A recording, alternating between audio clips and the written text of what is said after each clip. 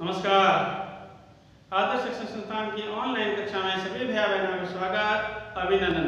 आज हम पढ़ने जा रहे हैं कक्षा नौवीं का विषय है सामाजिक अध्ययन। सामाजिक अध्ययन का भाग है राजनीति विज्ञान। राजनीति विज्ञान का अध्याय दूसरा, जिसका नाम है संविधान निर्माण। इसी संविधान निर्माण अध्याय के बारे में हमने पिछले कालांशों के बारे में पढ़ा था कि संविधान किसे कहते हैं, संविधान कितने प्रकार होते हैं, भारत में किस तरह का संविधान है, दक्षिण अफ्रीका में संविधान की मांग किस तरह से उठी, भारत में संविधान की मांग किस तरह से उठी और किस तरह से कैबिनेट मिशन की सिफारिश पर यहाँ संविधान सभा का गठन किया गया। 399 सदस्यों का चयन किया गया, कुछ निर्वाचित हुए तो कुछ मनोनीत हुए और 2 वर्ष 11 माह 18 दिन यानी 117 दिन की बैठकों के लंबे कार्यकाल के बाद में 26 नवंबर 1949 को ये संविधान बनकर तैयार हुआ और 2 महीने बाद में 26 जनवरी 1950 को 26 नवंबर 1949 को बनकर तैयार हुआ और 26 जनवरी 1950 को लागू हुआ। और उसके बाद में हमने पढ़ा था कि संविधान में किस तरह की गतिविधि होती है, संविधान में कितने क्या क्या इसमें लिखा गया है, तो उसके बारे में हमने पिछले क्लास में पढ़ा था। आज हम ये जानने का प्रयास करेंगे कि संविधान के जो मूलभूत तत्व हैं, जो मूलभूत मूल्य हैं, जो मुख्य जो इसका सारांश है संविधान में क्या है, वो भी भारतीय संविधान के बारे में उसको हम आज पढ़ने का प्रयास करेंगे। तो सबसे पहले ये जानने का प्रयास करते हैं कि भारतीय संविधान 26 जनवरी 1950 को लागू हुआ और उसके लिए भारत हमारा गणराज्य बना। इनके बुनियादी यानी मुख्य जो बातें कही गई है, जो संविधान के मुख्य रूप से प्राण कहे जाते हैं, वो उनके मूलभूत बातें हैं अर्थात बुनियादी मूल्य हैं, उनके बारे में। तो पहला तो है ये जो बुनियादी मूल्य जो लिखे गए संविधान के द्वारा, जो संविधान की सभा के द्वारा, वो जो जितने भी संविधान सभा के सदस्य थे वो एक ऐसे व्यक्ति के प्रभाव में थे, तो वो व्यक्ति इस संविधान सभा का सदस्य नहीं था। अभी आपका नाम में एक ऐसा नाम बड़ा नाम आने वाला है जो संविधान सभा के सदस्य नहीं थे, लेकिन संविधान सभा के अधिकांश लोग उनके विचारों से प्रभावित थे और वो थे महात्मा गांधी। महात्मा गांधी ने एक पुस्तक लिखी जिसका नाम था यंग इंडिया और 1931 में लिखी। 1931 में जो यंग इंडिया लिखी उसमें गांधी जी ने लिखा था कि भारत का संविधान किस तरह से होना चाहिए और उस संविधान के मूलभूत मूल्य क्या होने चाहिए।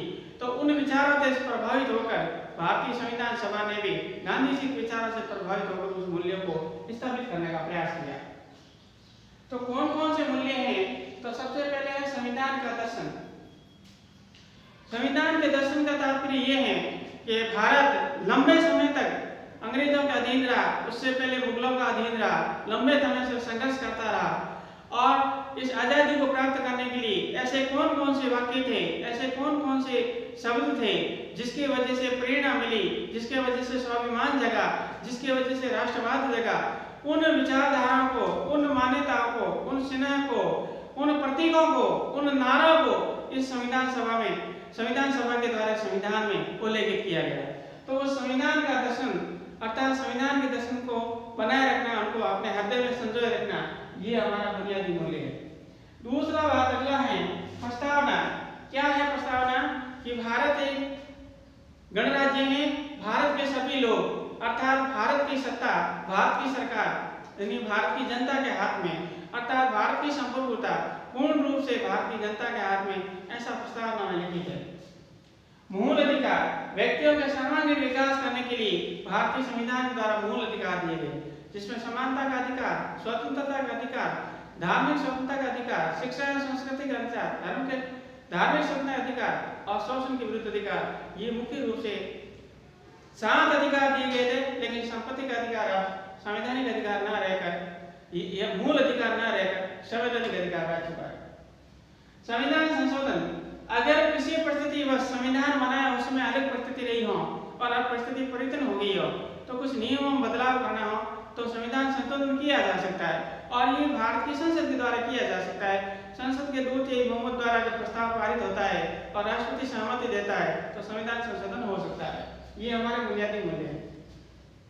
उसके बाद संपूर्ण प्रभुत्व संपन्न यानी संपूर्ण प्रभुत्व संपन्न का मतलब है हमारा पूरा भारत किसी आंतरिक रूप से या बाहरी रूप से किसी का अधीन नहीं है, आंतरिक रूप से भी स्वतंत्र है तो बाहरी रूप से भी स्वतंत्र है। लोकतंत्रात्मक अर्थात यहाँ की जो सरकार होगी वो जनता के द्वारा जारी होगी। जनता ही अपने प्रतिनिधि से चुनाव करेगी और वही प्रतिनिधि शासन करेंगे, अर्थात लोकतंत्र होगा, लोगों का शासन होगा और लोगों का जो शासन है उसी को लोकतंत्रात्मक सरकार या लोकतांत्रिक सरकार कहते हैं, जो हमारे संविधान के अनुरूप ऐसी व्यवस्था की गई है।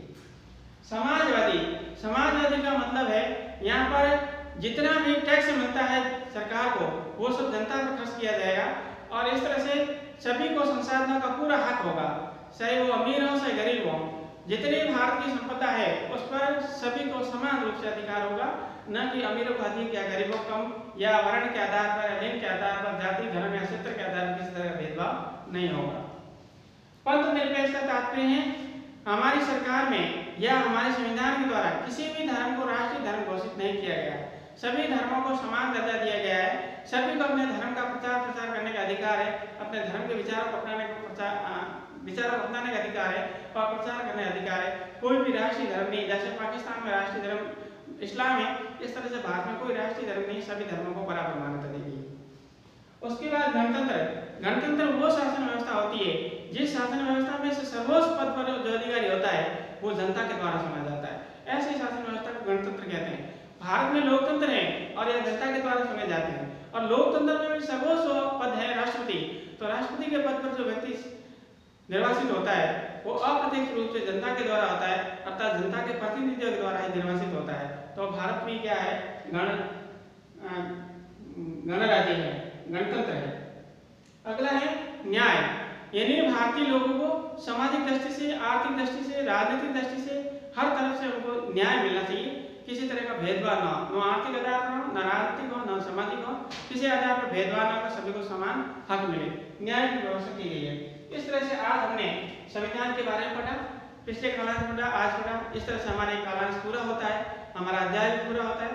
संविधान कितने तरह के हैं, संविधान किस तरह का मांग उठी, भारत में किस तरह से मांग उठी, पहली बार मांग कैसे उठी, किस कैबिनेट मिशन के प्रस्ताव से कैसे संविधान सभा गठन हुआ और जब संविधान बनकर तैयार हुआ तो कितने सदस्य शेष रह गए। वहां से पढ़ते हुए हमने संविधान के मूलभूत उद्देश्य और मूलभूत मूल्यों के बारे में पढ़ा। इसके बाद हम अगले क्लास में अगले विषय के बारे में, अगले अध्याय के बारे में पढ़ेंगे। तब तक के लिए धन्यवाद, नमस्कार।